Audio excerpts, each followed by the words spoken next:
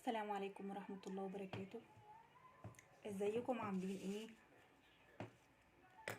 النهاردة ان شاء الله هعمل معاكم بورتوفيه حريمي او محفظة حريمي. بتتفتح جواها جيوب وسوستة، بتتنفذ بطريقتين.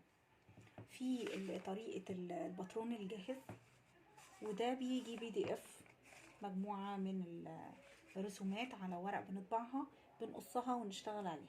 ده اسهل، بيكون اسهل في التنفيذ لاننا بنثبت بس الورق على الجلد ونقصه بنفس المقاسات بتبقى مظبوطه جدا ومناسبه لبعضها، وبنخرم بعد كده بنركبها على بعض.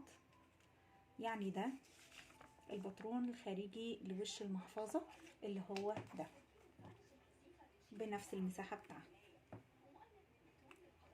بيتقص الوش الخارجي، وده القطعه الداخليه اللي هو الجيب السوسته متفرغ جاهز بمقاسه المظبوط، بيتحط فيه السوستة.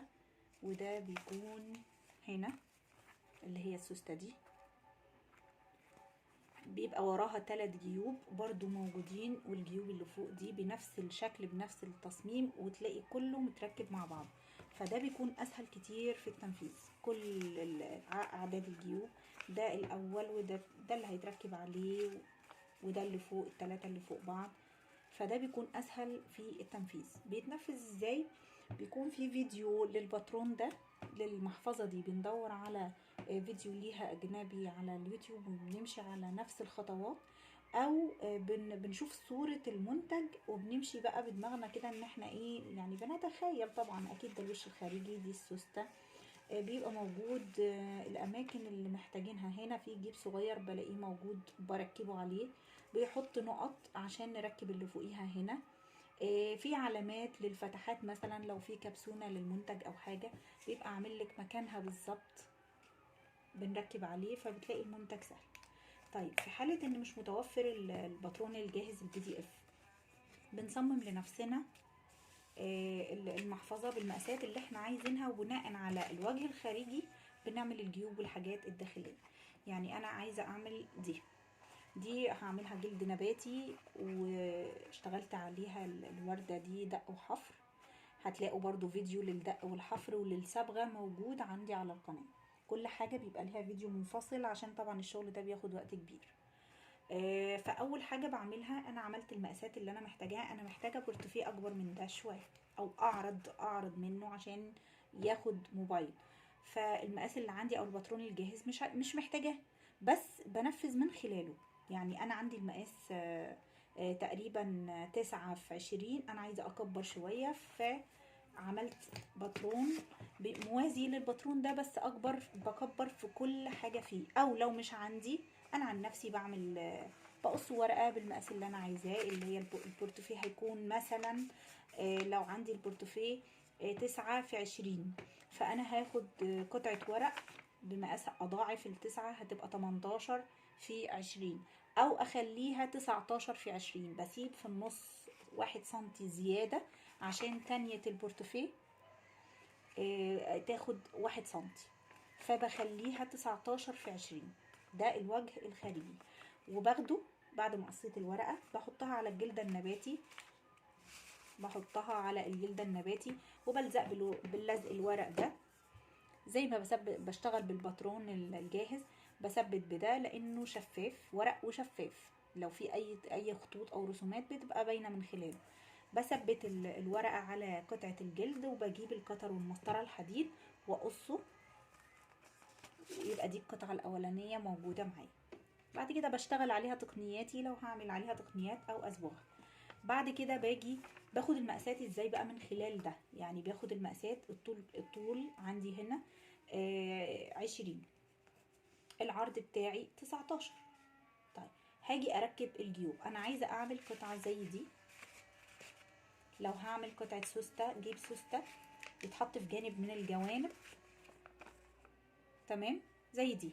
هي بتبقى نفس عرض القطعه الخارجيه، يعني هتبقى 19، لكن الطول هيكون اقل، لاني لما اتنيها واحط السوسته مش عايزاها تاخد نص مساحة البورتوفيه بالظبط، لا طبعا لازم تقل عنه ب2 سنتي تقريبا، بحيث ان البورتوفيه يعرف يتقفل ويتفتح ويبقى فيه مسافة بين السوستة وبين نص البورتوفيه، مسافة 2 سنتي فراغ، مش بنحط فيها حاجة، بتبقى فاضية عشان يبقى ايه البورتوفيه مرتاح في القفل والفتح.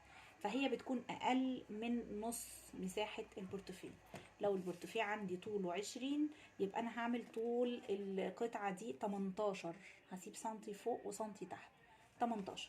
بعد كده باجي من النص بالظبط بقيس بالمسطرة واحط نقطة في النص واخليه سنتي، واخد تفريغة في النص بمساحة سنتي، دي هتكون للسوستة.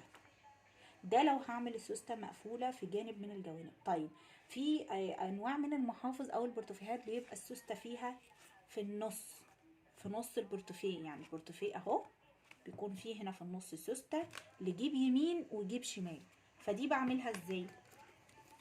بجيب نفس مساحة البورتوفيه بالظبط حتة جلد، بيكون نفس النوع او جلد مسبوغ، لان انا من جوه يعني انا بره مضطره طبعا ان انا اعمل دق وحفر وصبغه، فعملته نباتي.